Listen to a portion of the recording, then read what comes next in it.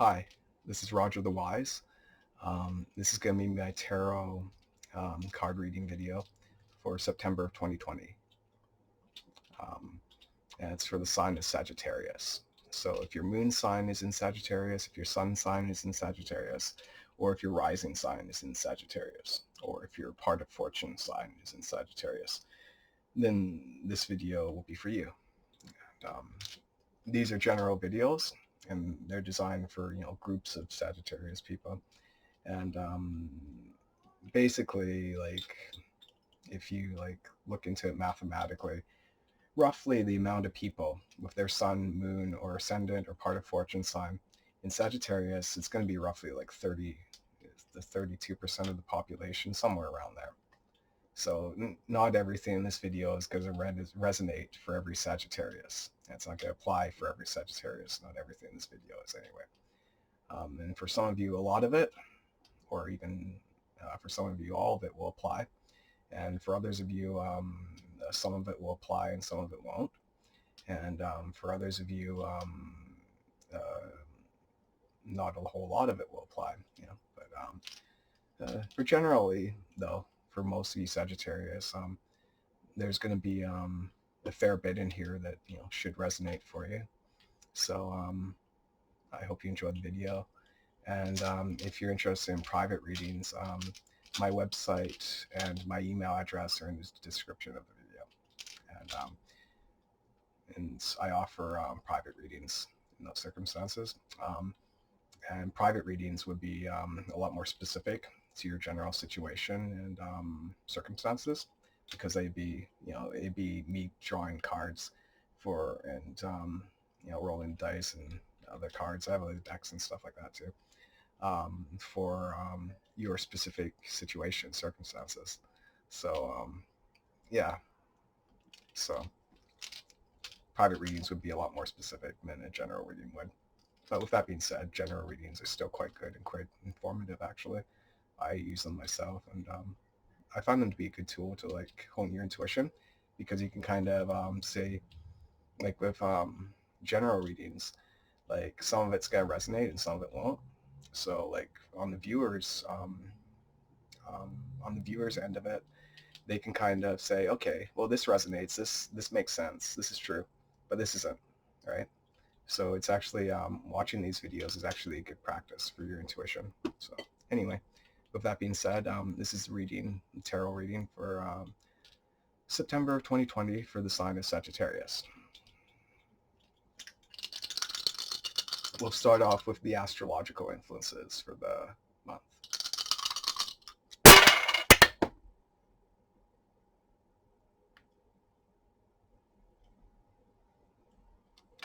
Ooh, geez Louise.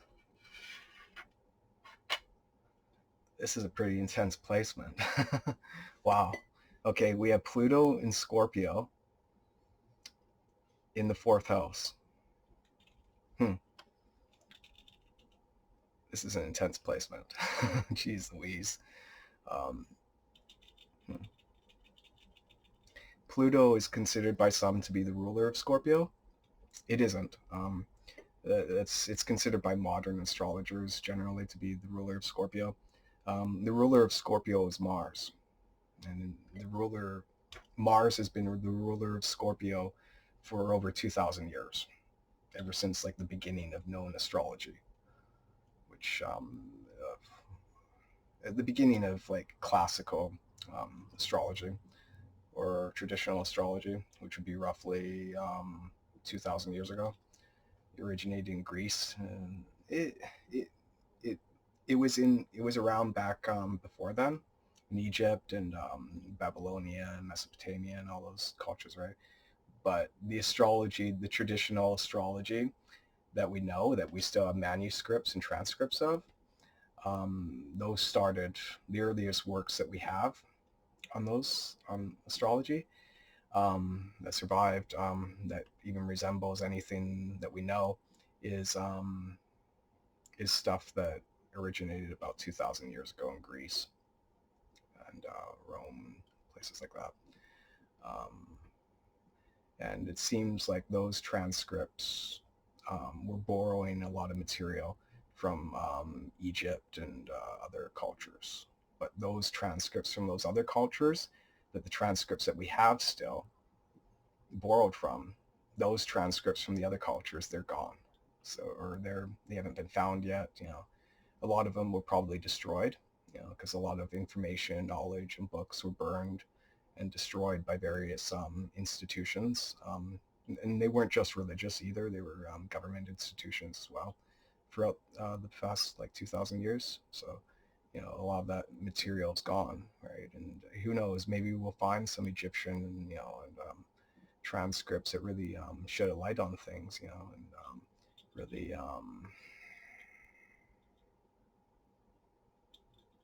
and that really um,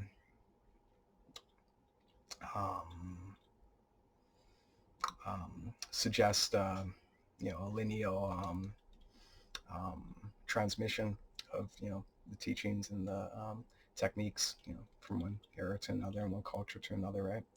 But until we find those, it seems like the astrology, the traditional astrology that we know, it originated about 2,000 years ago, because those are the earliest transcripts that we have. So, and for the past 2,000 years, Mars has ruled Scorpio. So, yeah. Pluto was discovered about 100 years ago or less, or somewhere around there.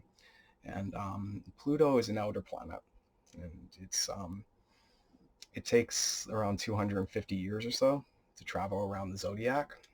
So it spends an extreme amount of time in some signs, and other signs it zips through them pretty quickly.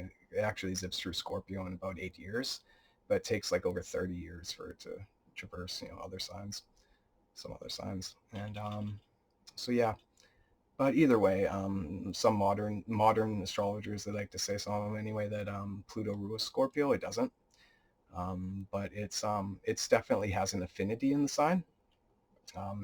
Pluto is a planet that represents transformation. It represents power. It represents intensity. It represents rebirth, destruction. It represents extremes. It represents extremes. Why is this? Well, for one, it's the smallest of the planets. It was actually deemed a dwarf planet by scientists relatively recently, because of its small size, right? But conversely, it's also it has it orbits around the zodiac the longest of any of the planets that are widely used in astrology, right? It it takes a long time to travel through all 12 signs, right? As I said, it takes about 250 years, right? So it's extremely small, but it's extremely long orbit, right? And it's also an irregular orbit too. Like I said, it takes like only 8 years or so for it to travel through Scorpio, and it takes over 30 years for it to travel through other signs, right? So it's planet of extremes for that reason, right? It can represent extreme good, it can represent extreme bad, and it represents polarities. It represents transformation, destruction, rebirth, intensity. Um, uh, yeah. So Pluto in Scorpio is in its home sign, right? And Pluto and Scorpio in the fourth house. The fourth house being an angular house, which is a house that's very prominent in a person's life. It's one of the more prominent houses, more influential. So planets situated in a house like that, its effects are going to be more widely felt by people. So with that being said, this is going to be a very Plutonian month for you Sagittarius, because, like I said, Pluto is very strong in Scorpio, and it's very strong in the fourth house as well. So this is going to be a month that where Plutonian themes are going to be prominent. Issues of power, issues of control, issues of intensity, issues of transformation, issues of rebirth, potentially issues of destruction, issues of reconstructing, of transforming forms, of forms taking on um, different states, different different forms. Without having a better word to put it with, but yeah, it's definitely going to be it's going to be a month of transformation for you Sagittarius. It's going to be good. It's going to be an interesting time. It's going to be a time of intense emotions, intense feelings, intense circumstances potentially, intense of endings, a month of new beginnings. A month of encounters and experiences that are going to be very impactful in your life. You know, and that's could be it. Whether that's good or bad, it depends. But it just the general theme is that's going to be events and circumstances or meetings, encounters that are going to be influential and transformative and pivotal in your life. So this is going to be a very pivotal month in your life. September 2020 for you Sagittarius. And you know, I had my moon in Sagittarius, so yeah, this is going to be an interesting one. Yeah.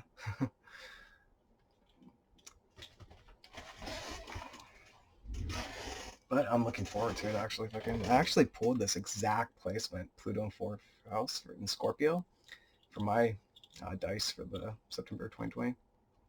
So it's a pretty nice alignment there since this is my moon sign, right? But yeah, it looks like this is going to be a pretty important month for you. It looks like themes could be, let's see, Pluto, Scorpio, 4th house. Themes could be, well, Scorpio represents it represents a lot of things. Scorpio, the sign, it represents extremes. It represents extreme emotions. It represents extreme, intense experiences. Generally, those that are prominently influenced by the sign, they're provocative. Even if they're quiet, they're provocative in a quiet way, and influential. They are they can be secretive. They can be they're generally those they're strongly influenced by the sign, and by strongly influenced I mean, you know, they have planets in there, several planets, or they have an ascendant or sun or moon or, you know, something, an important placement at least, if not several. And I have most of my planets in Scorpio, so I can, you know, talk about this. The sign is, you know, regarded by some as being the most powerful sign of the zodiac. It may or may not be the case. It depends on the individual. Some of them, you know, it can, for the individuals, some of them can be extremely powerful and some of them can be extremely weak. Like I said, it's a sign that operates on extremes, right? So some of them can be like extremely good people, some of them can be extremely terrible people, and some of them can be extremely, you know, powerful people, extremely talented people, and others can be, you know, way on the lower end of the spectrum, right? And just, you know, fuck ups, right? And you know, some, you know, even they can be completely sabotage their own lives and just whine about it after the fact, right? And just like, but some of them, they can be like some of the most caring, most compassionate, most enlightened people, you know.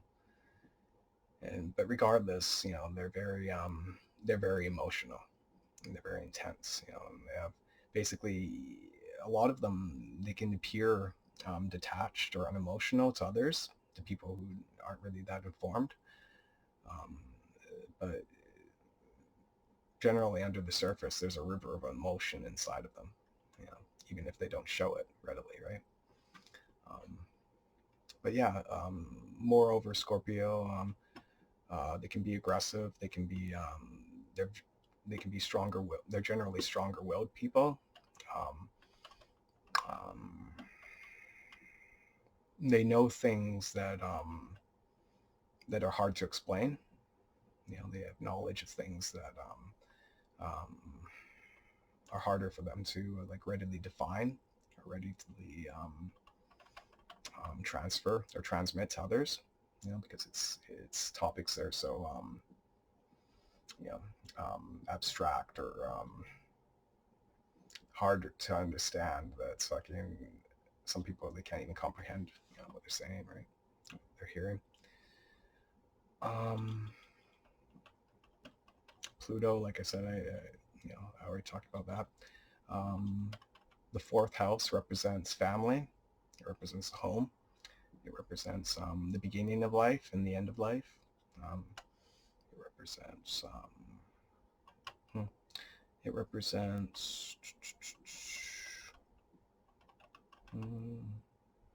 psychic abilities. It represents endings. And Scorpio is an occult sign too. It's a sign that's known for being like quite intuitive or psychic or or spiritually gifted, whatever terminology you want to use. So Pluto and Scorpio, Pluto has a strong affinity in the sign, right? And like I said, the fourth house, it's a strong house. So psychic, occult, spiritual experiences may be more prominent for you this month, Sagittarius, during September, than they were in previous months, right?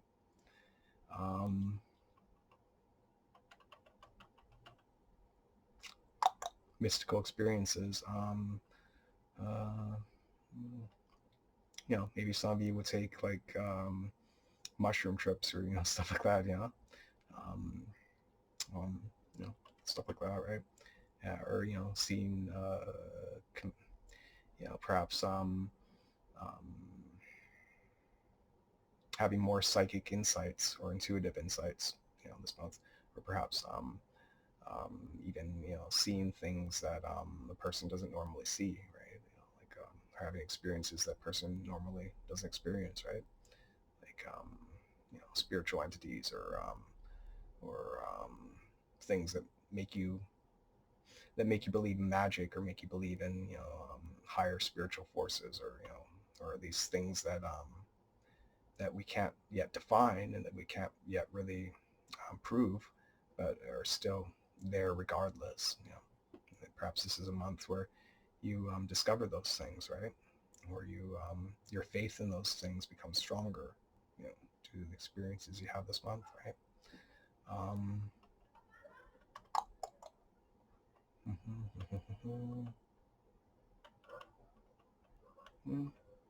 Yeah.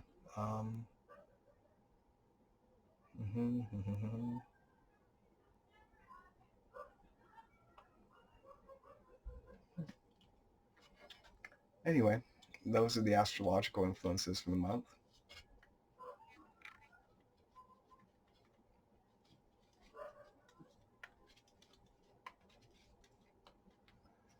So now I'm going to do a tarot card reading for September 2020 for Sagittarius.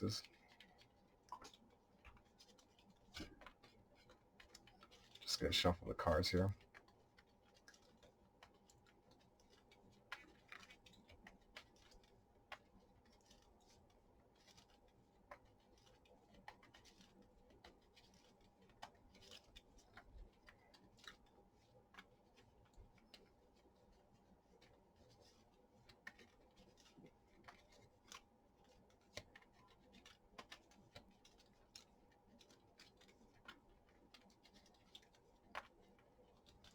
Oh, excuse the noise as well. Some of my neighbors are runkers, so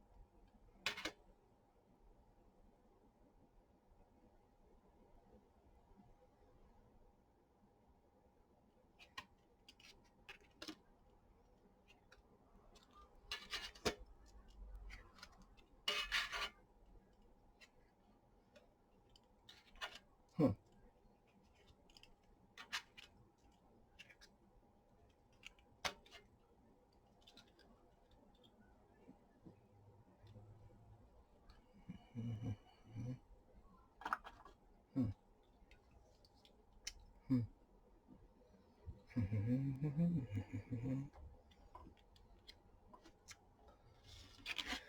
do we have here? Let's see. We have a few Wands cards, that's for sure. 4. Then we have with 2 swords, 2 cups, no pentacles.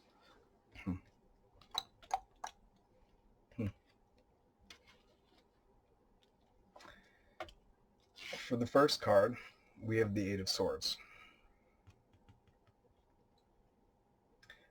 The first card represents where you're at, Sagittarius, during the month. Where you're at basically at the start of the month, going into it.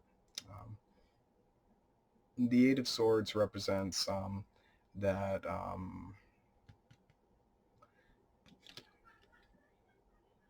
it represents being in the dark about certain things. It can represent feeling trapped or limited. It can represent being in a prison of your own mind.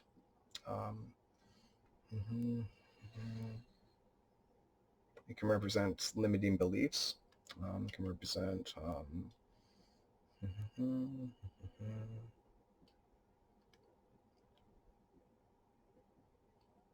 it can represent being burdened by circumstances.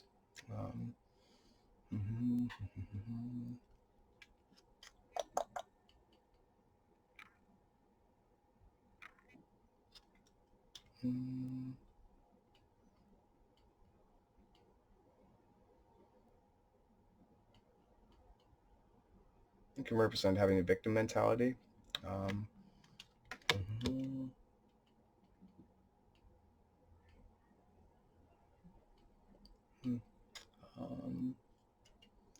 So essentially where you're at is, Sagittarius, is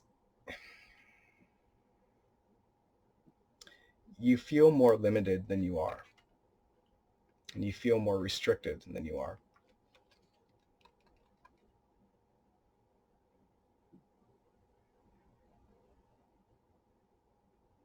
And that, if you change your beliefs around certain things, and if you look at setbacks as opportunities, then, you'll be better off. And that, it may be an idea to, change the way you look at things, to review the way you look at things and circumstances, and just try to see them in a new light, as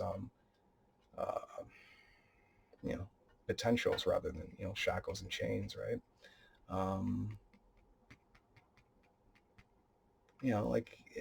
The reality is in life, it's not so much about what happens to a person, because this person, they're obviously not doing that great.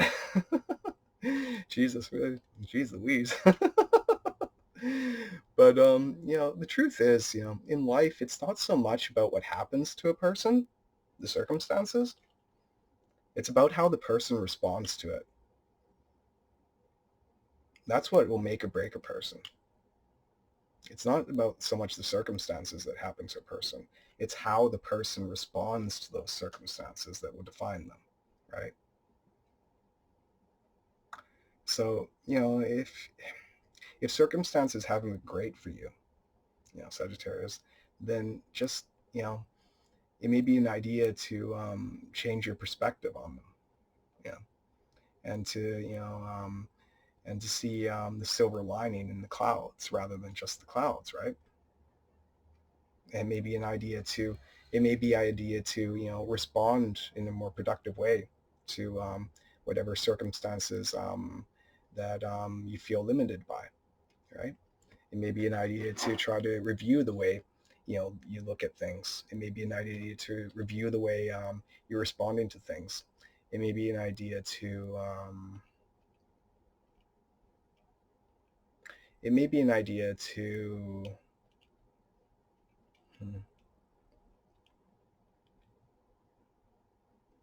become the type of person who responds better to circumstances. Because like I said, in life, it's not so much about what happens to a person, It's about, how the person responds to it and reacts to it that define them.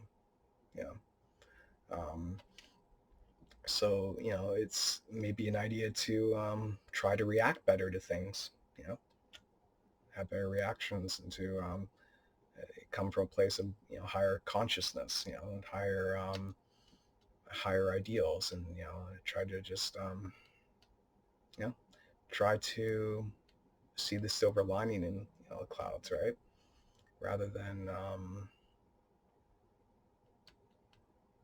because, the thing is, if something bad happens to a person, depending on how they react, then who knows, the situation could turn out good, or at least, not, there could be, a silver lining. There could be something that fucking, there could be something that happens because of it that fucking, you know, that's, that's at least, not terrible, right? But if, a person responds in the worst way to it, then not only can a bad situation get worse, but, something even worse could happen, right?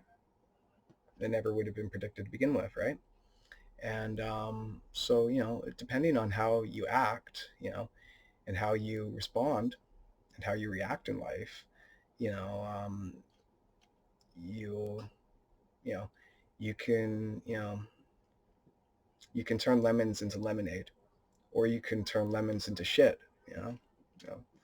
So, it it may be an idea to review, how you react and how you respond and how you to the circumstances that are presented to you.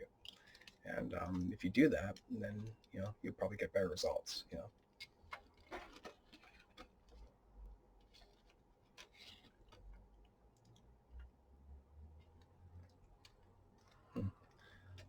Surrounding you, we have the Knight of Swords. That's the number 2 card.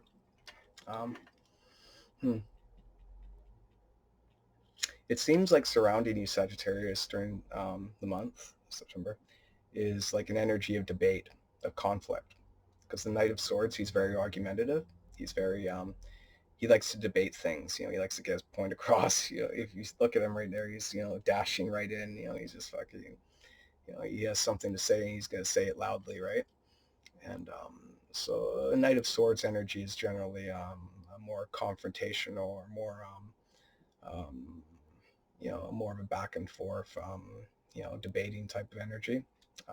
It could represent conflict of some sort, or potential conflict, or people in, one's, people in one's life that are trying to create conflict. It could represent, for sure, it could represent that. It could represent very argumentative and, angry people, right?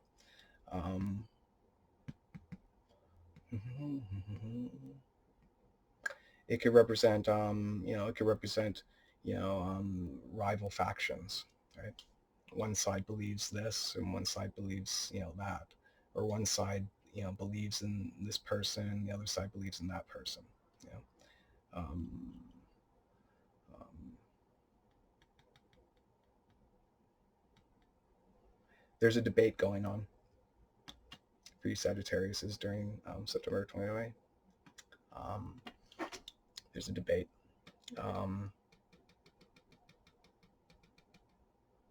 This debate may be happening in the foreground for some of you. For some of you, debate may be happening in the background. Um, for some of you, this could involve a small amount of people. And for others of you, this could involve a large amount of people. And for some of you, somewhere in between, right? There's a debate going on. There's a battle of wills going on.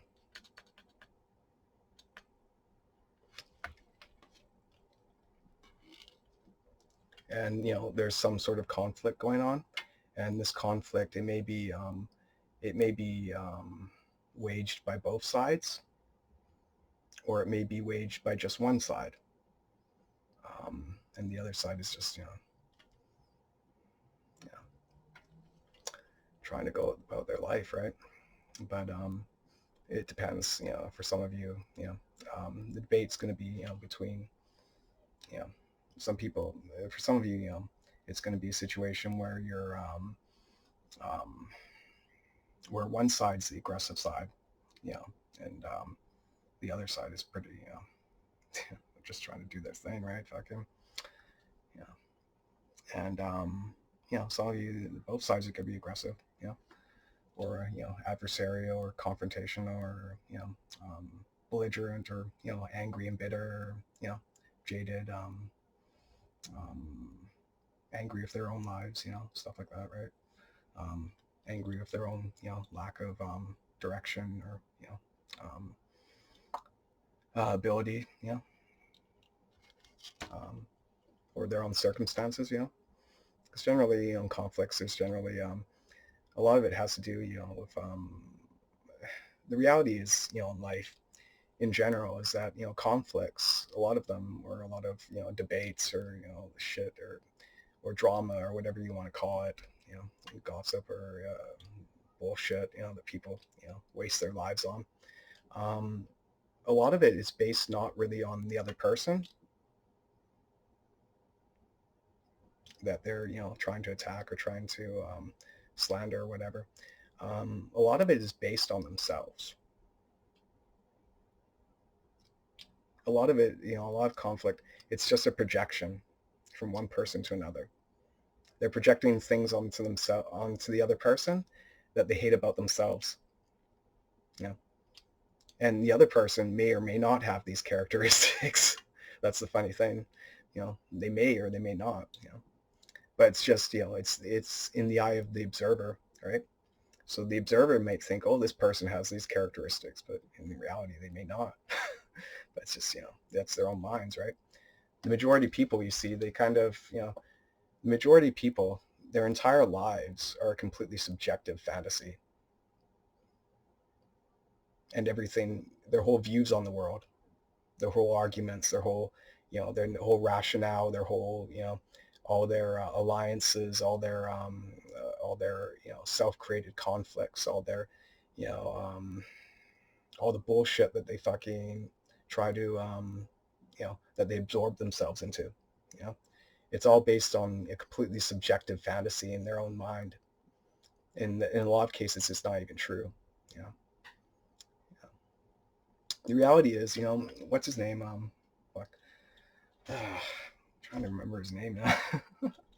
Oh, jeez. He was a writer. Oh, jeez. One of the great writers of like earlier America.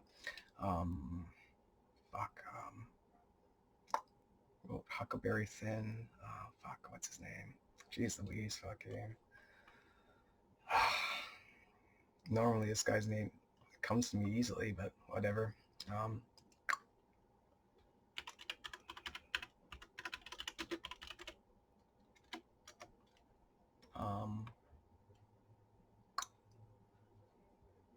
Oh yeah, yeah, Mark Twain. Yeah, he said that, he said this quote famously. He said, it's not the things that a person doesn't know that get them the worst. It's the things that they think they know, but they simply aren't true. You know? And, that may be true. I don't know. I'd say, I don't know. To be honest, I think both those things are pretty fucking, I think both those things actually are pretty, bad for a person, what they don't know. And, the things that they think they know, but they just aren't true, right? I think both those are pretty, yeah, both those things, could create problems in a person's life. But with that being said, there's definitely, there's definitely some wisdom in that, because, a lot of the things that people, they think they know and they think, they're right about this or that, they just aren't true. And it's bullshit. And there's, projections and fantasies and smoke and mirrors, hologram inside their own mind that their mind created to justify themselves and to justify their own actions and their own shitty choices in life. So,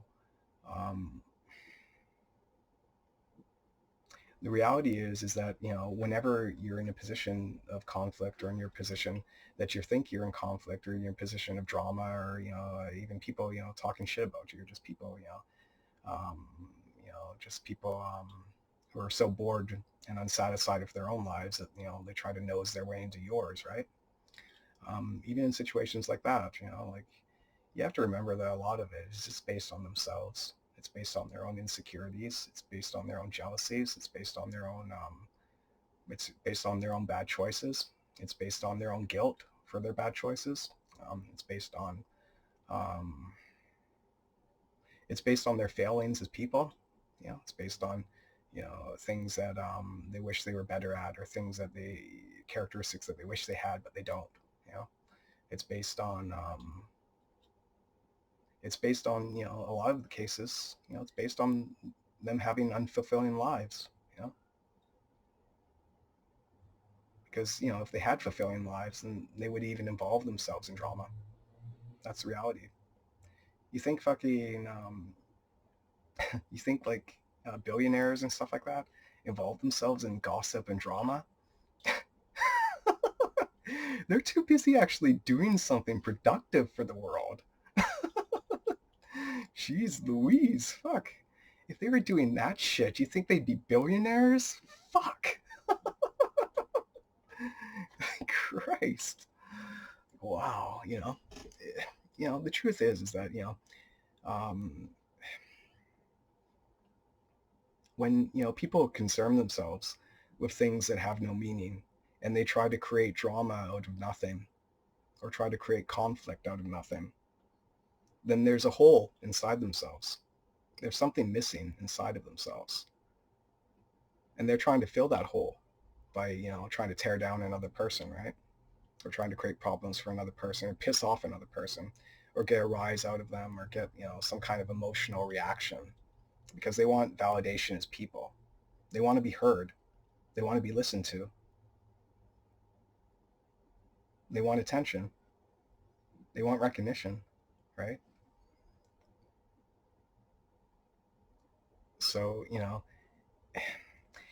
the best way to interpret drama or conflict of any sort, that may be one way or maybe two ways, depending on which one of it is for you, and depending on the specific circumstances of it for you, is to remember that in most cases, when people are acting adversarial or conflicted towards you, or aggressive towards you, or trying to make fun of you or tear you down, or belittle you in any way, the important thing to remember in that is that almost all of the time, it's a cry for help. Almost every single time, it's a cry for help. No one who is emotionally stable, does that. No one cares. No one who is emotionally stable cares about tearing another person down or trying to create conflict with another person. No one who loves themselves cares about petty dramas with another person. No one who loves themselves invests their time into that. And everyone with any wisdom and experience listening to this knows that no one who loves themselves engages and tries to facilitate, petty dramas and bullshit or conflict in general. No one who loves themselves does that. The reason why they're doing it, in every case, most of the time, it's a cry for help. It's a cry for attention. They're literally asking the person, please validate me. Please give me attention. Please justify my existence. Because I can't justify my own existence. That's what they're saying, essentially, when they're gossiping or, trying to create drama or conflict. They're saying, I can't justify my own existence. So can you please justify my existence for me by engaging me in my petty bullshit? You know? So, the best thing you can do in those cases, is, try to, offer constructive advice and then walk away. you know, and that's it, you know, be the bigger person, you know, and just, if you don't have anything constructive or positive to say, then don't say anything at all. Because, you know, the reality is, the truth is that in life, you know, if you let another person get you angry, then that other person, regardless of what happens, has already won. But if you don't let them get you angry,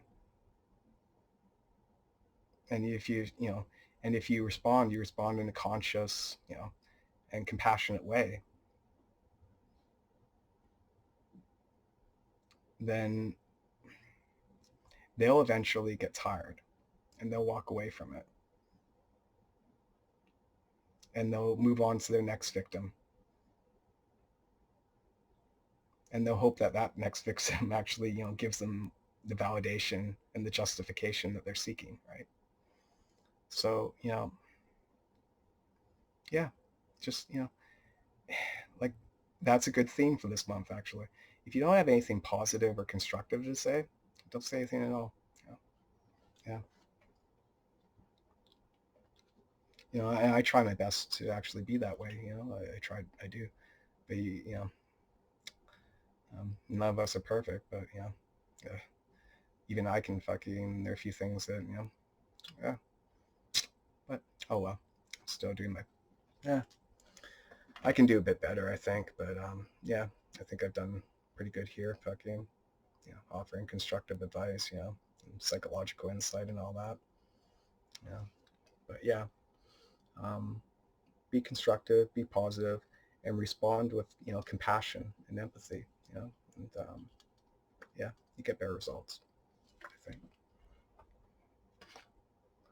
Um, Compassion, understanding, and empathy. Yeah. Um,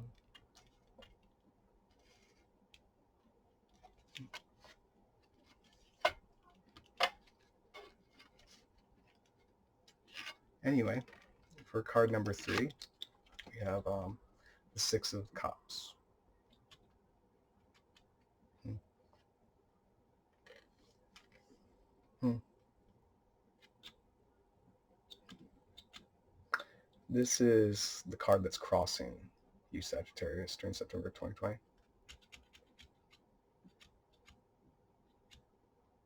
Hmm.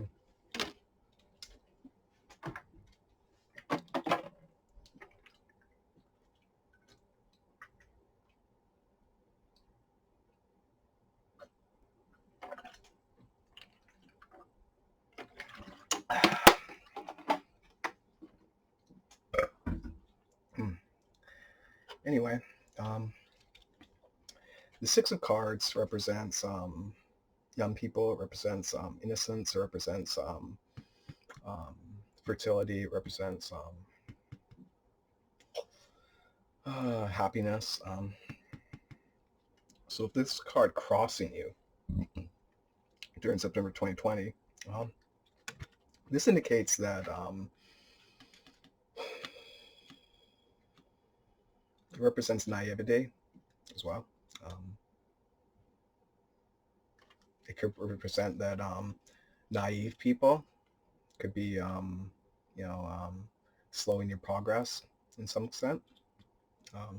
It could represent that, you know, younger people are slowing your progress to some extent. Um, hmm, hmm. It could represent that lack of maturity on your part is, you know, slowing your progress to some extent. Um, it could represent, you know, pleasure is slowing your progress to some extent. You know, spending too much time with pleasure. Yeah. Um,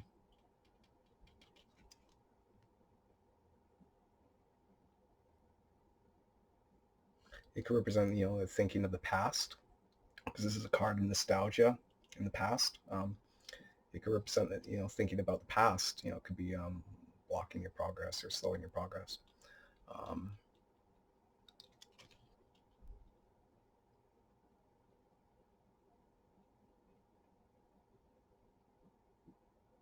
It could represent that, this is a card of innocence, right? It could represent that being too innocent could be slowing your progress, right?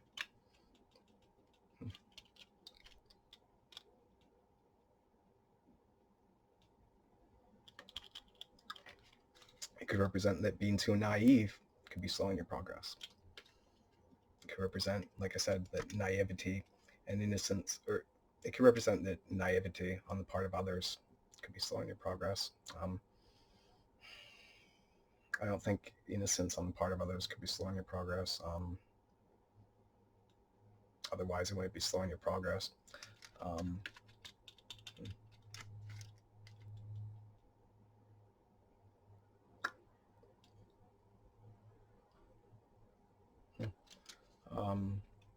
Childlike people could be slowing your progress. Yeah.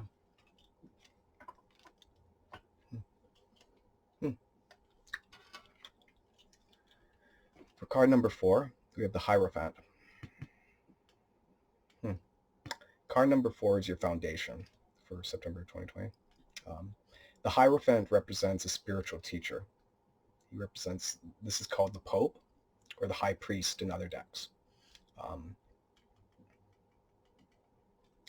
So what this indicates is that during September 2020, it'd be a good idea to act from the place of an enlightened master. Ask yourself, during September 2020, what would Jesus do? What would Buddha do? What would Muhammad do? Depending on your paradigm, right? And base your decisions around that. What would an enlightened person in your eyes do? In the situations and the choices that you make, right?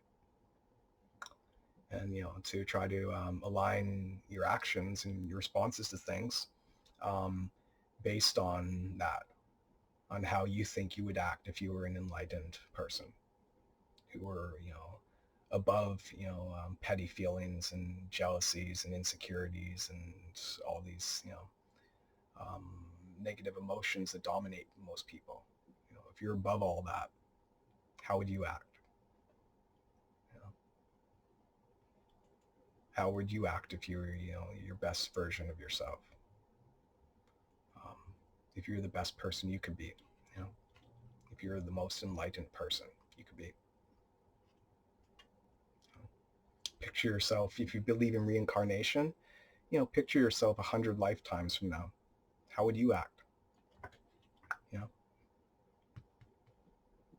Ask yourself, if you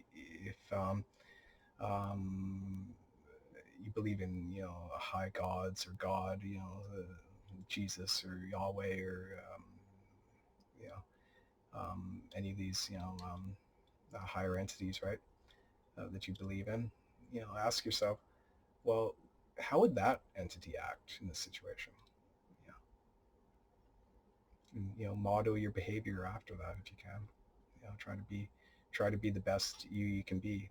Try to be the most righteous person you can be. Try to be the most enlightened person you can be. Try to be the most wise person you can be. Try to be the most understanding person you can be. Try to have a wise and understanding heart. And make that the foundation of all your decisions this month.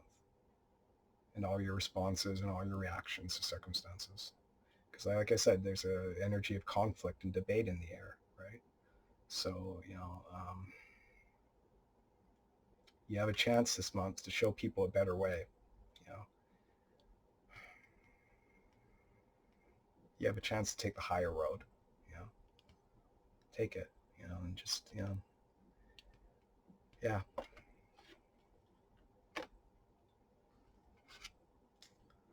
For card number 5, we have the Eight of Wands. This is past influences. So,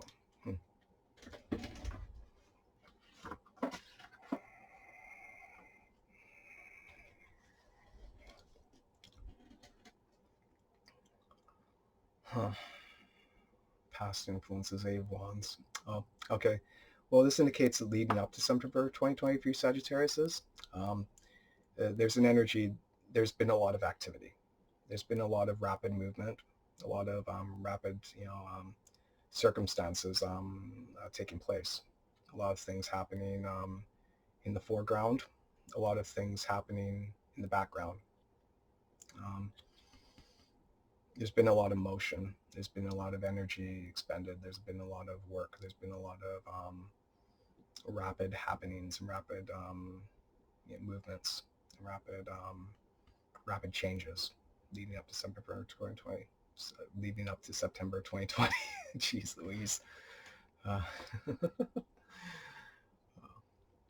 But anyway, yeah, there's been definitely a bit of energy expended and definitely a bit of a fast-paced happenings, going on in leading up to September. Yeah.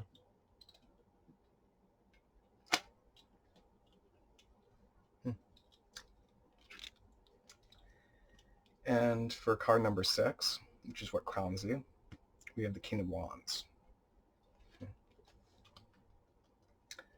Card number 6, what crowns you, it represents energies that are,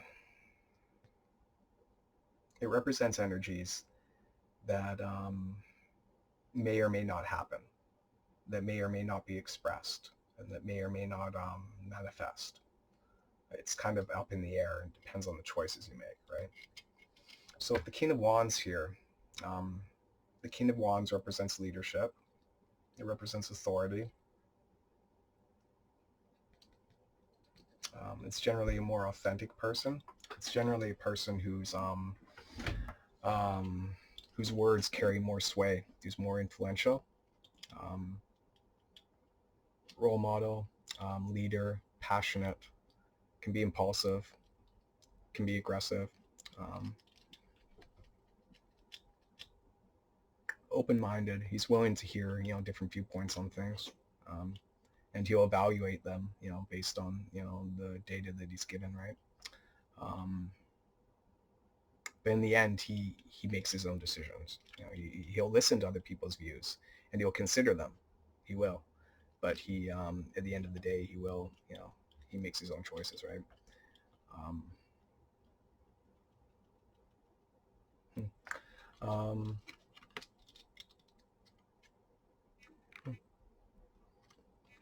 So with this being the crowning position and being an energy that's more so up in the air, this means that Sagittarius during September of 2020, you could be in more of a leadership position,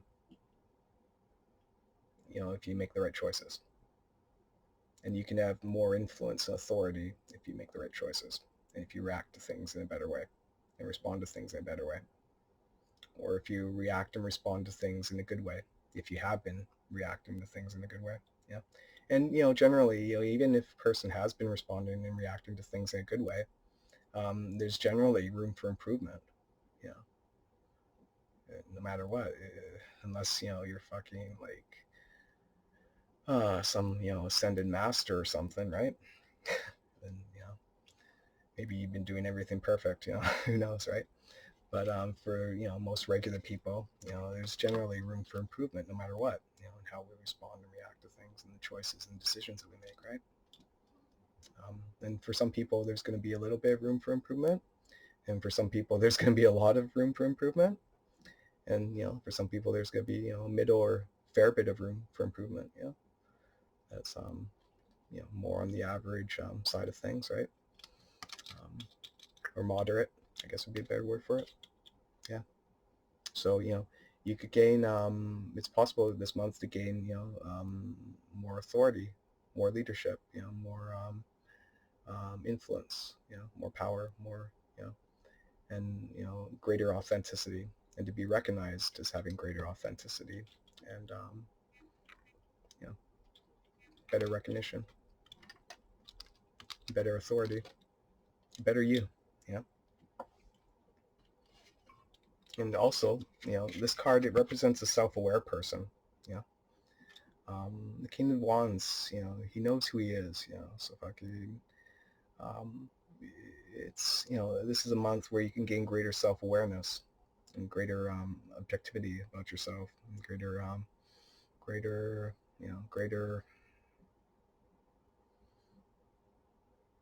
greater consciousness.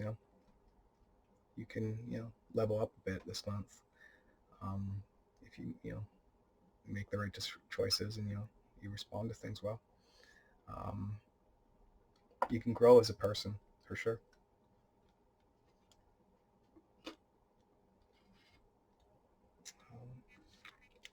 For card number 7, we have the Queen of Cups.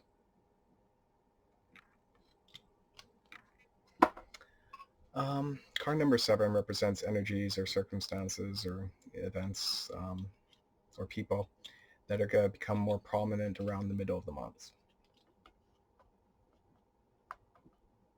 So with that being said, it seems around the middle of September for you Sagittariuses, that a person with the traits of the Queen of Cups could become more prominent in your lives. The Queen of Cups, who is she? Well, it's probably going to be a woman, but it could be a man.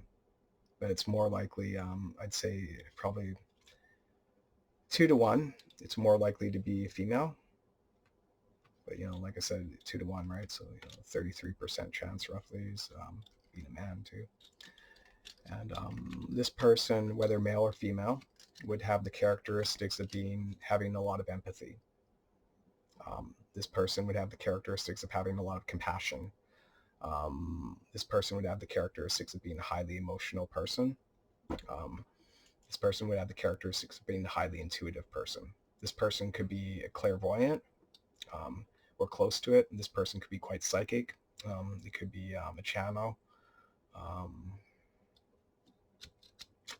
It could be an oracle. It could be a medium, counselor. It could be a healer. It could be a mother. They'll be quite sensitive. Quite receptive, of a watery nature. And this person is most likely going to have water placements in their astrology chart, and a higher amount than average. They'll either have a rising sign or a sun sign or a moon sign or something like that in water signs, or they'll have a bunch of planets in water signs or a combination of those things. So you'll be like a water sign person, so Cancer, Scorpio, Pisces person. Under those circumstances, like I said, planets and water signs, ascendant, moon sign, sun sign, any of those things are, a possible combination of, several of those things, right? Or it could just be a person with Queen of Cups characteristics, like I said, empathy, compassion, intuitive, psychic, possibly clairvoyant, channel, receptive, sensitive, those characteristics. A person with those characteristics is going to become more prominent in your life during the middle of the month, roughly. This could be an external person. It's probably going to be for most of you. For most of you, it's going to be another person, because this is a court card. But for some of you, you're going to have more of the Queen of Cups characteristics that you're going to develop, right? And I already mentioned the Queen of Cups characteristics, so I'm not going to go over it again. But yeah.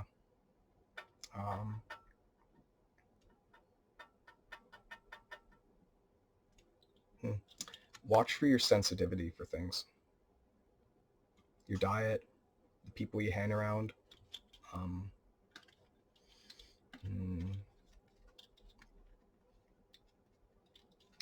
the people you have sex with, the foods you eat, the media that you consume. Like, what do you watch on TV? Do you watch a lot of depressing shit? Do you watch news all the time where all they talk about is garbage? All they talk about is fucking stuff that there's no point in fucking knowing about, really. Fucking, you know, yeah. The latest serial killer, the latest fucking, tragic accident or something like that, or the latest war, and God knows who, where, fuck, whoever the fuck they're going to war with, this week. Do you watch? Is that what you watch on TV? Do you watch, crime shows and shows about, murders and detective shows and shit like that? Do you watch, shows that are, reality shows that are filled with drama and bullshit? You know, um, it's something to think about, right? Do you eat crap? Or is the food that you eat decent? Is the company that you keep decent? Or are they a bad influence on you, right? These are all things to consider, right? Especially around the middle of the month for you guys. Sagittarius, you're a sign, you're a fire sign, but you have Queen of Cups characteristics anyway. Fucking, you can be sensitive and intuitive and all that, and yeah. So it's just an idea to be more mindful of the energies that you surround yourself with, and the energies that you consume, or the things all these things. Like I said, TV, music, movies, books you read. What you think about. What are your thoughts? Are your thoughts, most of them positive, or most of them negative, or is it somewhere in between, like it is for most people, right? You can police your thoughts. You can.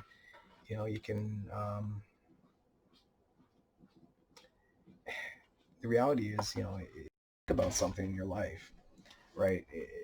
If you think about something in your head, then you're creating, neural pathways and connections in your brain, that facilitates you being able to think about that thing even more, right? So if you think about, a lot of negative shit, like a lot of drama and bullshit and stuff that doesn't even matter, like a lot of people do, you're going to build more connections in your brain that allow you to think about that bullshit even more. But, the thing is that the reality is, a lot of people, they think unconsciously. But the truth is that, a lot of people, they may think unconsciously, but if they just, have a little bit, a moment of clarity and consciousness that comes up in their mind, they can, if they do that, then if they get a little bit of moment of clarity, say if you're thinking about something that, is bad, or something that does you no good, thinking about, a bad decision that you made, years ago, or a bad decision you made yesterday, it doesn't matter, whatever it is, or it could be something, something that happened to you that you can't change, maybe you're assaulted or something, right? Um, maybe you're being assaulted, whatever it is, right? Maybe you wish you were a better person, but you're not, and you know it, and that weighs on you, right? Maybe you're worrying about someone else that you care about, right? All these things,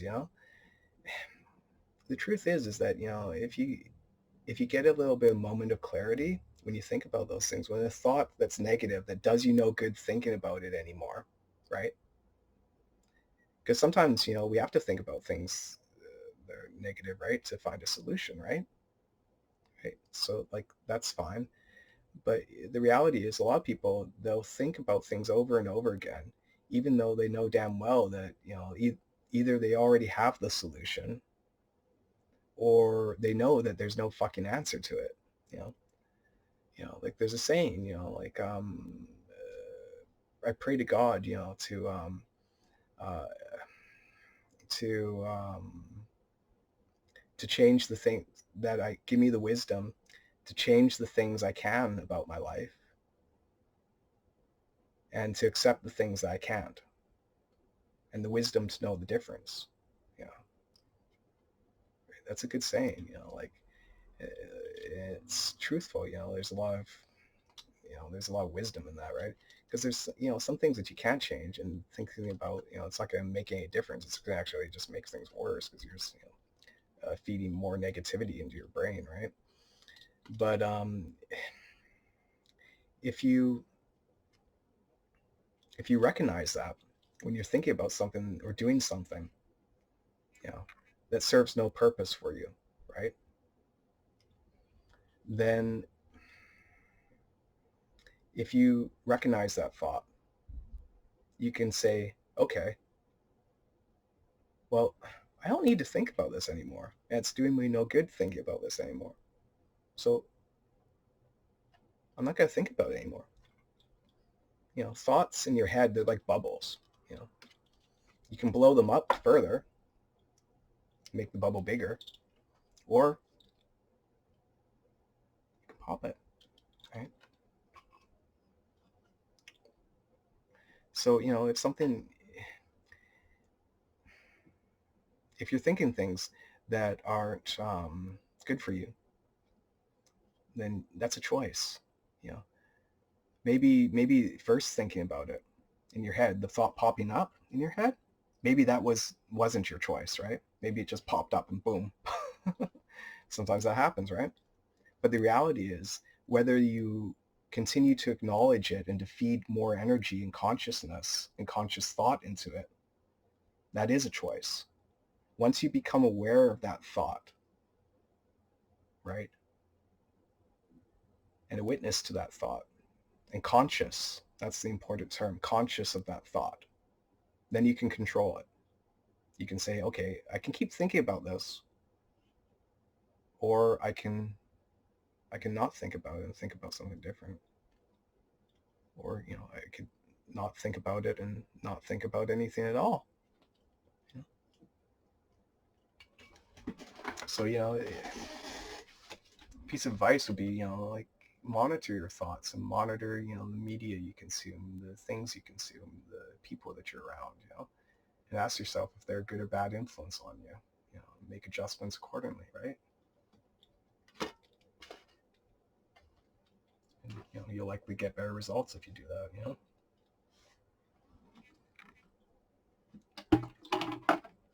because the Queen of Cups, she represents fertility. She's a highly watery person. Of all the court cards, and there are 16 court cards, she's the most watery out of all the court cards.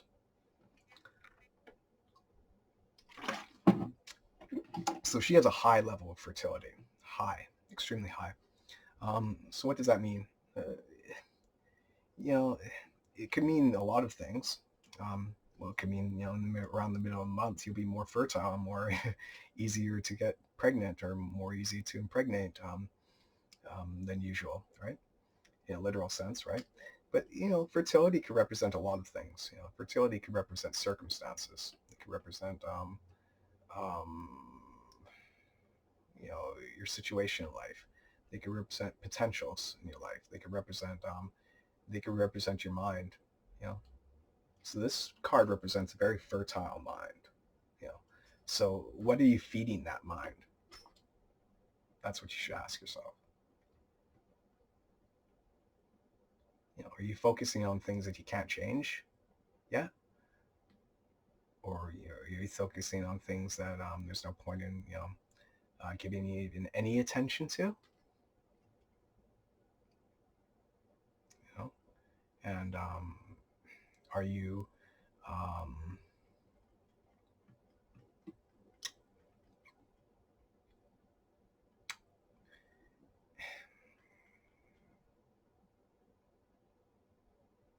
thinking about things that are lacking in yourselves? Are you thinking about that are missing? Are you thinking about things that you can't change? Are you thinking about things, from the past? Are you thinking about other people that you can't change? The reality is, the majority of people, you can't change them.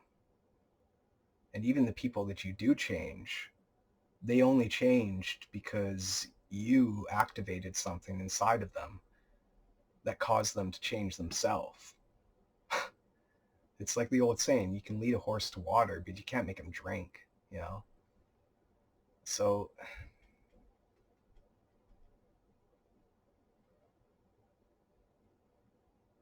there's no point in trying to change others. The best that you can do is to change yourself and become a better you. And if you do that, then other people will notice it. And they'll be like, what the fuck? That other person, they changed. That person over there, they're a better person now than they were yesterday. And I can see it. They're acting more maturely. They have, it seems like their moral compass is, readjusted. It seems like they're more mature now, like they're more wise, right? It seems like they're reacting better. It seems like they're less, um,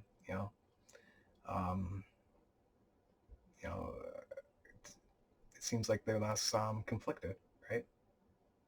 Because all conflict, most of it anyway, it's it's a lot of it's to do with a person themselves rather than an external person or tormentor or anything like that, or external event or anything like that.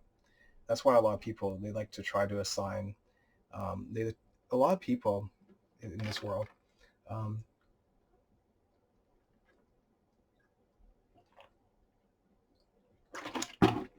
a lot of people in this world, you see, they like to demonize certain other people, and a lot of people, they'll try to say, they'll try to make another person out to be the enemy.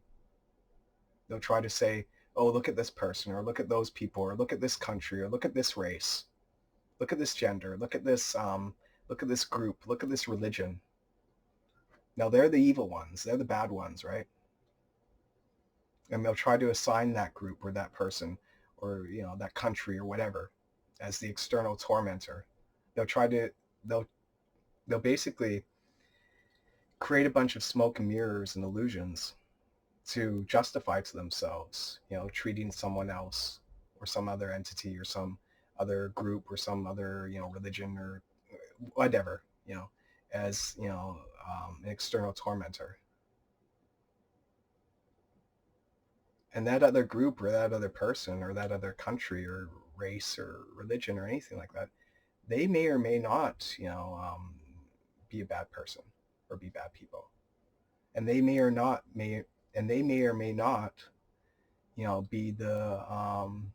may not be, the reason for the conflict.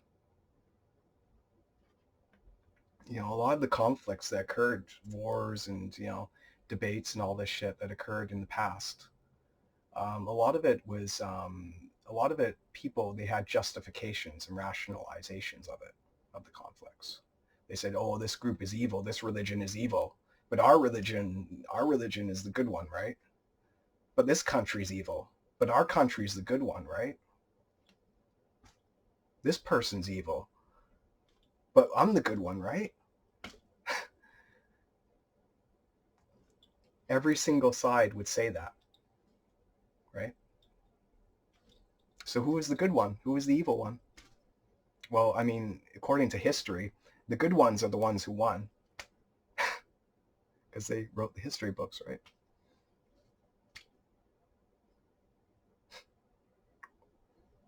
But according to actually, like, what was, there was a lot of shades of gray generally in between that. Generally, there's two sides to every story, right? And, you could say that the truth is generally somewhere in the middle. And that's a general sense. Sometimes, the truth is sometimes to the left, sometimes it's the right, sometimes it's closer to one side, sometimes it's closer to the other, right? But in a general sense, throughout most of history, the truth is somewhere in the middle. People went to war and had all these stupid conflicts because, they wanted something that the other side had, or they were jealous of something that the other side had, or they were angry about something inside themselves that they don't have, or they're, maybe they're just fucking pissed off that day and went to war. Maybe the king of one country was fucking really pissed off, he got drunk, he's fucking, and the other king, he ran into the other king and fucking, The other king was fucking having a bad day too, right? So the two kings there was like, boom. There's like, fuck. Hey man, fuck you, man. I don't like your country. I don't like your country either, right? And they went to war, right? It seems ridiculous when I say it, right? But actually, it's the truth. A lot of wars were started based on, completely petty reasons like that.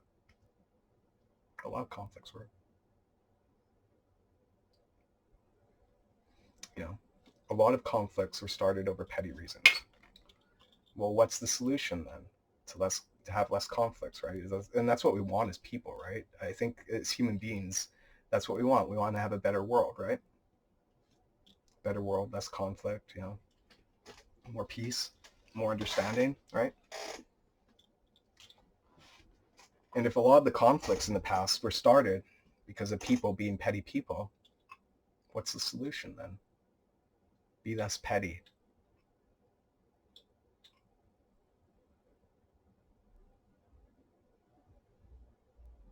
Be less petty, right?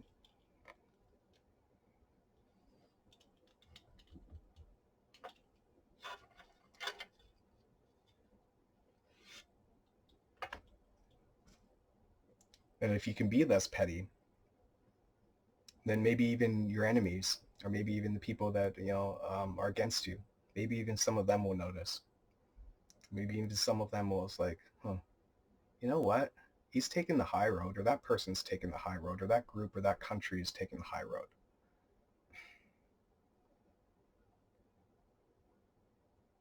Maybe I can take the high road too. If that person can do it, why not me, right?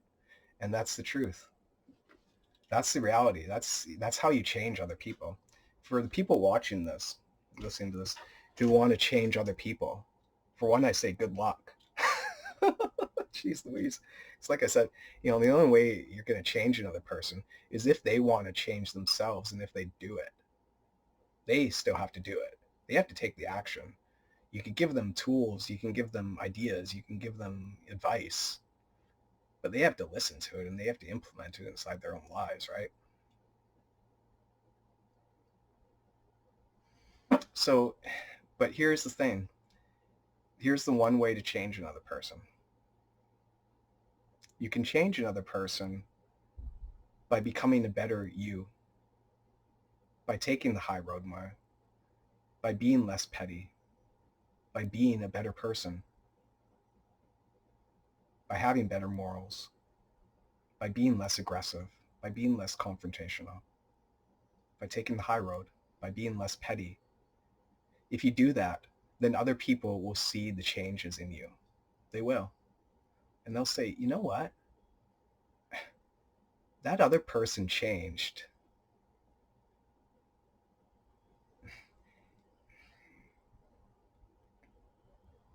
That other person evolved, and regardless of whether they thought highly of the other person to begin with, that's irrelevant. Actually, you can be quite influential on people, even if they don't like you. How? Well, the thing is, if you if you if a person who doesn't think of you very highly of you one day, then the next day they see you and it's like, fucking, you know, he's better than I thought he was, or that person's better than I thought they were, right? Then there's like if that person, is being mature and has become a better person, then maybe I can too. So this, because like I said, say the person didn't think highly of the other person, who changed to begin with. It's like, if that person could do it, I sure as fuck can, right? Right? And and so it is, people that like you too. Like even the people that like you, like the reality is they know that they know your weaknesses too. And they know that you know, the reality is the majority of people, they don't really grow or evolve in their lives, right? A lot of them up to now, up to this, era and time. But we can change that. We can change that as a world. We can change things so that, more people do evolve and more people do become better people than they used to. This is a fertile time. This is a time of great opportunity in the world to do that. And for the people that like you, they know your quirks. They know your weaknesses. They know the things that you should have changed years ago but didn't. They know about the flaws in your character. In a lot of cases, friendships, they persevere in spite of that, right? Where it's a recognition of, each other, knowing their vulnerabilities and stuff like that, right? That's what a lot of friendship is based on over time. They reveal more and more vulnerability to each other, right? So, the reality is, your friends have seen you, throughout a long period of time, right? And they've observed you, right? They know a lot of cases, some, your weaknesses and all that. And they know the things that you should have changed about yourself and, better choices you should have made, years ago, but still aren't. They know where your blind spots are, more so. If you show them, so a lot of them, the reality is a lot of your friends, they think, a lot of people's friends, they think that you're going to stay the same, basically. They think that you're going to you're still going to have the same weaknesses you did a few years ago. Because, like I said, that's how the majority of people up to now have operated. They don't really change all that much. They just they have a little bit of growth and they regress in a bit of ways too, one step forward, one step back, right? Right. So, the majority of people, they're used to people staying static. They're still used to people holding on to weaknesses forever and not, fixing them. They're used to people having negative personality characteristics or negative morals, and not fixing them. They're used to seeing that. That's expected. That's expected by most of your friends, most people's friends. They expect you to basically not really change, But if you do change, and if you do become a better person, they'll see it. They'll be the first to see it. They'll be some of the first people to see it. And they'll be like, what the fuck? I never thought that person would fucking change that. I never thought that person would, it's like this person's a new person. It's like I don't even know them anymore, right? They're just like, fuck. I never thought they'd grow out of that. I saw that person acting that way for years, right? I saw that person, making bad decisions for years. But they didn't. But they're not anymore, right?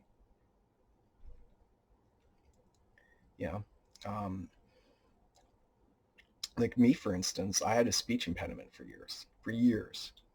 Years. I bet a lot of people thought I'd never fix it. But I have mostly fixed it. And now I'm a pretty articulate guy, right? A lot of people, they thought, fuck, you'll always have that, right?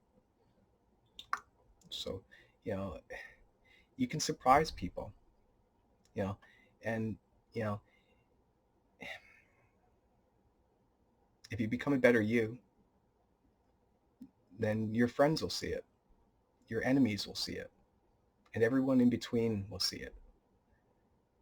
And if they thought highly of you to begin with, then they'll think higher of you, once they see that change. And if they didn't think highly at all of you to begin with, then they'll see that change.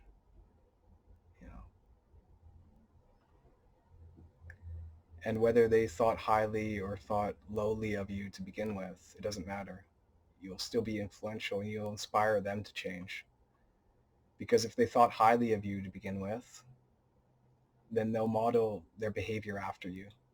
And they'll use you as a role model and as an inspiration to endeavor to be better people themselves. And if they thought lowly of you to begin with. If they think you're much to begin with, then you'll inspire them because they'll be like, look at that person. They changed. They're better people. They're a better person now. If that person can do it, I sure as fuck can, right? Yeah. Plus though, they may gain respect for you too, right? They may or may not, right? But either way, it's a positive thing because you're inspiring people to change and you're showing them that can be done, right? And that's important because a lot of people, they don't think they can do it. They don't think they can change. And they're scared that if they try, they're just going to fail. So if you show people that you can be better people, that you can be better versions of yourself, then that means a lot. That'll mean a lot to people. And it'll mean a lot to some people, especially some people who, they may be they may be crying for help, They may be really dissatisfied with some things in their own lives, right? Or they may be going through hard times, right? And you can make a real difference in people's lives if you do that. If you endeavor to be better yourself. You can be better role models, So it's important because it doesn't just affect you, it affects everyone around you.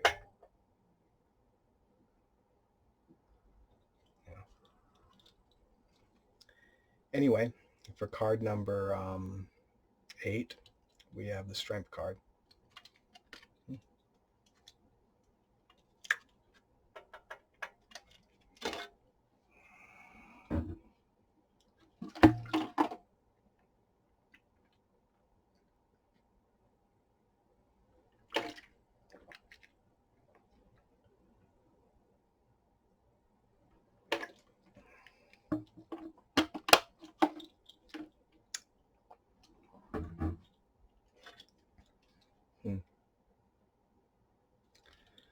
Um,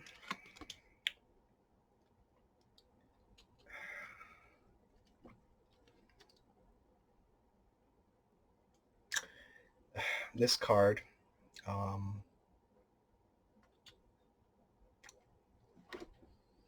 card number 8 represents how you should present yourself during September 2020.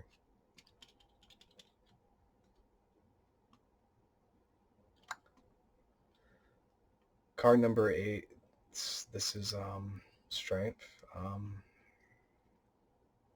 It's ruled by the sign Leo.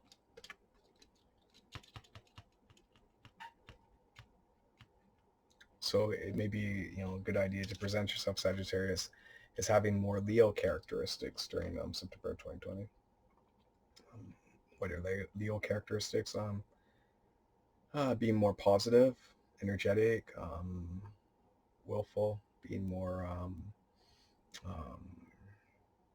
proud, dignified, noble, having more of a noble character, having a big heart. This card specifically represents also controlling your impulses and your reactions and things like that. So have better self-control, and you'll get better results.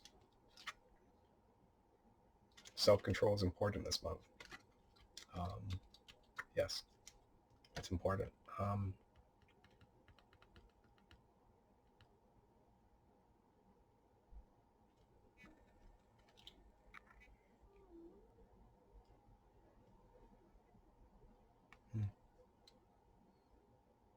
Think before you react. Think before you say something. That's important.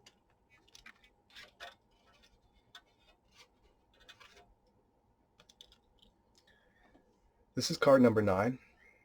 It represents how other people see you during the month of September, Sagittarius. It's the Ace of Wands. As you can see, the card is depicted as a hand extending from the clouds holding a large wand, right? So people could see you during September of 2020 as being divinely guided. They could see you as being having a burst of creativity. They could see you as being inspired. They can see you as having a lot of energy. It's a very high energy card, which makes sense because the card of how you present yourself, which is the last card, the Strength card, is one of the highest energy cards in the deck as well. So present yourself, or yeah, people could see you during September 2020 Sagittarius as having a lot of passion, having a lot of inner strength, having a lot of will, having a lot of power, um, having a lot of influence. Um, mm,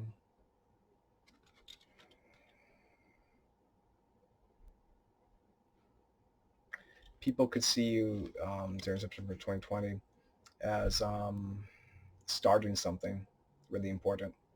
They could see you as um, nurturing a new idea or new ideas. Um, they could see you as aces are always the beginning stages of something.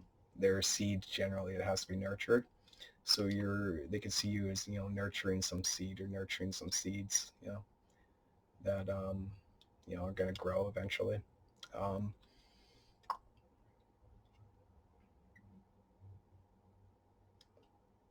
they could see you as having Sagittarius as having a very a good new beginning. They could see you as having um, a lot of momentum behind you during September 2020. They could see you as being very attractive. They could see you as being very influential. They could see you as being um,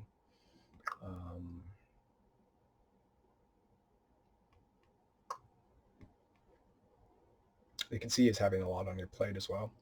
They can see you as being full of ideas. They can see you as being inspired. Yeah, I already said that. They can see you as being very active, um, sexy. Um,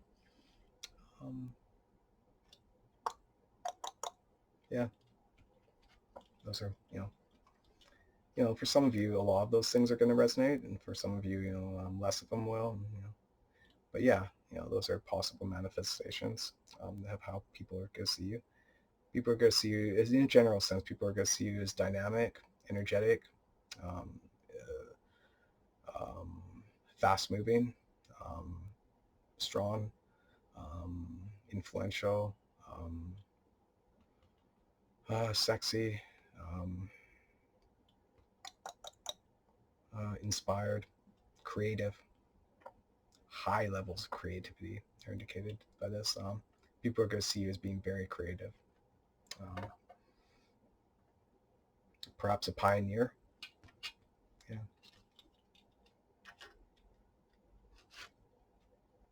That's for some of you. Um, uh, for card number 10, we have, which is your fears regarding the situation. Leo got this card for card number 10 as well, your fears.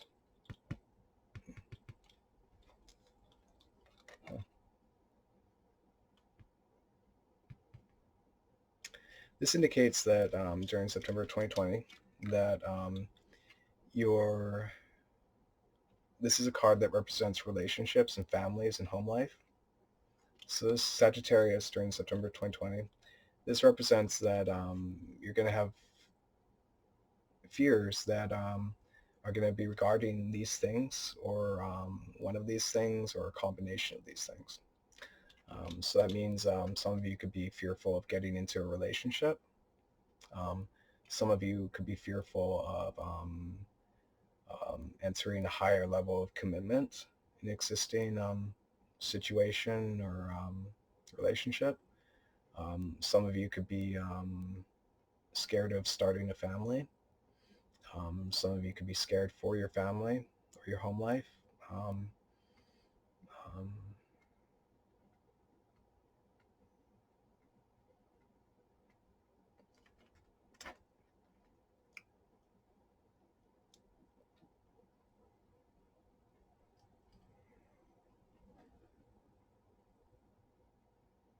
Some of you could be scared of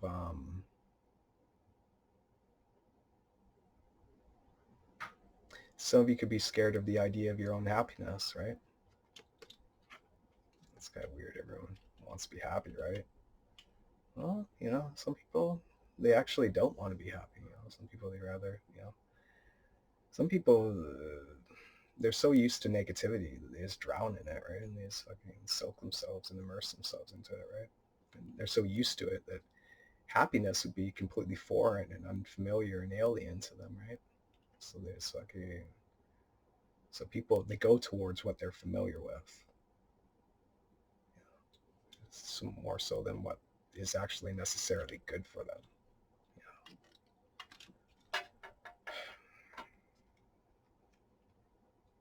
So if the drama and conflict and bullshit and negativity is familiar to a person, and sometimes they'll consistently keep throwing themselves into that, you know, rather than to choose, make choices or circumstances that are better. Um, but yeah, it seems like in September 2020, like I said, a lot of you are going to be feared, possible things from this card, relationships, taking relationships to next level perhaps, or commitment, or starting a family, or for your family, or for your home life, or for your personal happiness. These are going to be things that some of you are going to be scared of, and some of you are going to be scared of all of these things. That could give you fears, and some of you, are going to, only one of these things may give you a fear, and it depends on which one of you is, and which of these specific fears resonate for you. But yeah, those are your fears during September 2020.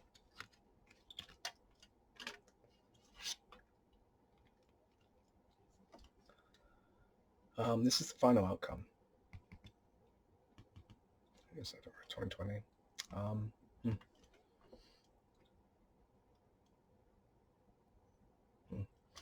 This indicates that you're going to have a bit on your plate by the end of September. You're going to have a lot of coals on the fire at once. You're going to be carrying a bit of a load. It could mean that you have a lot of projects on your plate.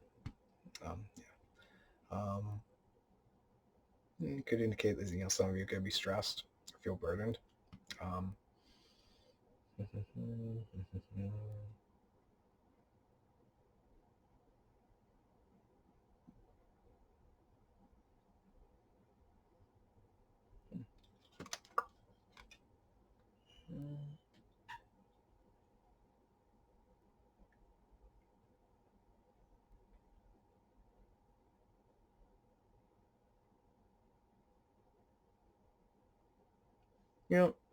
The reality is, some of the loads that we carry, they're not really especially chosen by us.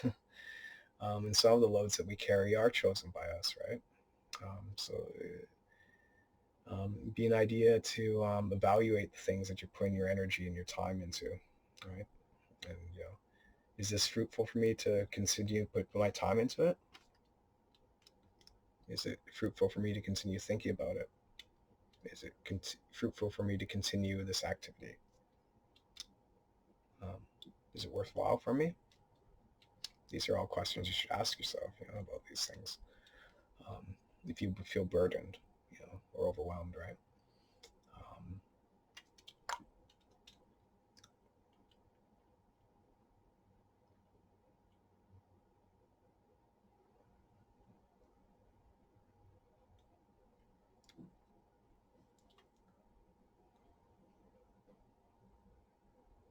It's important to find that balance point, between taking on too much and taking on not enough, because we all have our limits and what we can do. How many different projects, how many things we can have on the burner, how much energy we have, how how much motivation we have for it. Um, we all have balance points between those things, right? Taking on too much and taking on too little. You know, some people, they barely do fuck all for anything, right?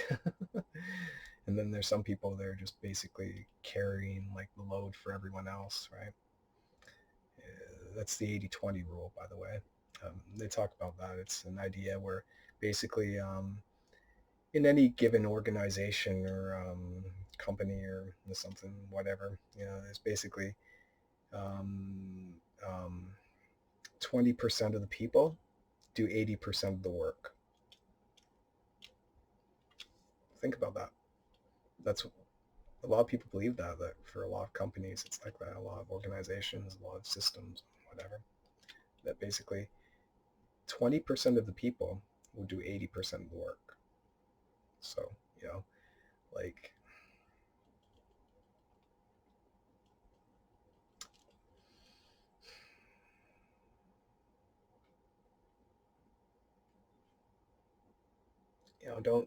don't take on other people's bullshit if you don't want to, and don't take on fucking burdens that you don't need to, and don't take on responsibility just for the sake of it, right? Um, you know, take responsibility for the things that you're responsible for, and fucking and have the wisdom to know the difference, right? You can't.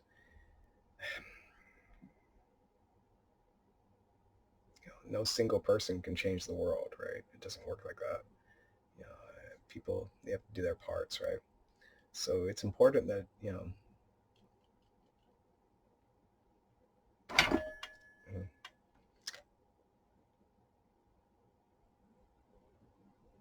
it's important to remember, and to evaluate the loads that you choose to carry, and why you're carrying them. Why are you doing what you're doing, right? And yeah, to take on what you can handle. Because like if a person carries too much, they could fall down, right? They could injure themselves, right? If that happens, then they won't be able to carry anything, right? So it's important, it's for that reason that if you don't if you take on too much, then you'll make even less progress. You can make considerably less progress than you would have made if you just taken on a little bit less, right? So it's important to know your limits, what you can do and what you can't do, so yeah. Anyway,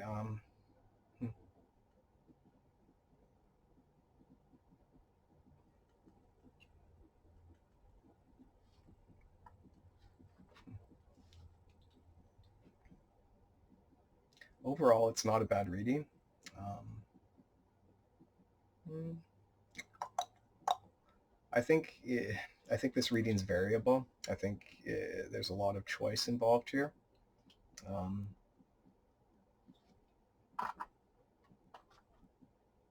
I think choice is a big factor in this one. I think depending on how you react to things and how you respond and how you and what you choose to do and what you choose not to do, I think that's going to have effect. I think yeah, you're definitely going to have a bit on the burner this month.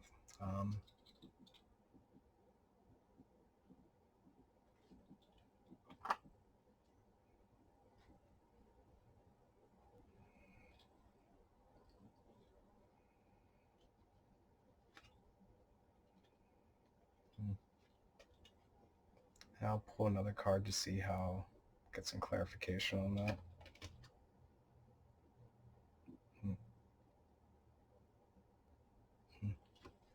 Page of Pentacles.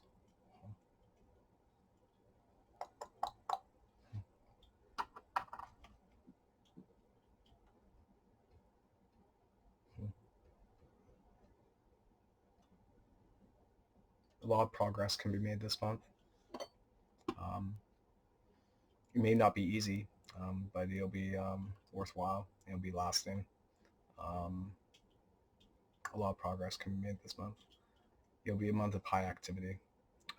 There's a lot of wands cards. Yeah, it'll be a month of high activity. You can gain a lot of momentum. You can make a lot of progress. You get a lot done. So with that being said, yeah, that's the end of the reading. And yeah, it's not a bad one. And carrying over from that initial Pluto and Scorpio in the fourth house signification. That's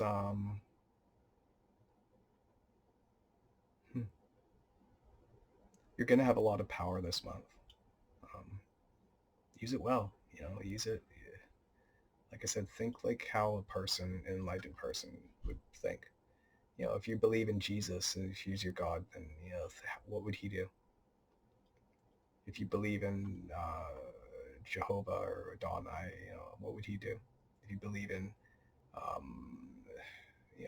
whoever, Yoda, I don't know, whoever it is you believe in, Galactus or something, Marvel character. Anyway, whoever your higher power is and whoever your higher moral compass is, because everyone views some other entity or something as being higher than them morally. Most people, I don't know. Most people realistically they can't, or they think of themselves as the most moral being on the planet. Some people that do, but fucking, or the most moral being in the universe, right? So think to yourself, how would how would my God act? What would my God do? What example would he set? Um, and model your actions and behavior and responses accordingly, right? And if you do that, then the power that you possess this month, which will be considerable, it looks like, with Pluto and Scorpio in the fourth house, yeah, and based on the other cards in this deck, based on the cards in the reading as well, it seems like you have power and influence. Use it constructively, and take the high road.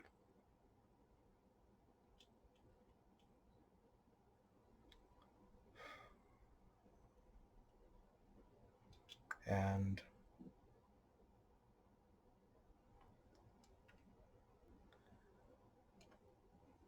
set a better example. Be less petty when you can be, and you be able to create positive change, not only in yourself, but in the world and with others as well. So yeah, that's my advice for you guys during the month. Anyway, yeah, if you're interested in private reading, links in my description. Anyway, signing off. Have a good month, Sagittarius. Thanks.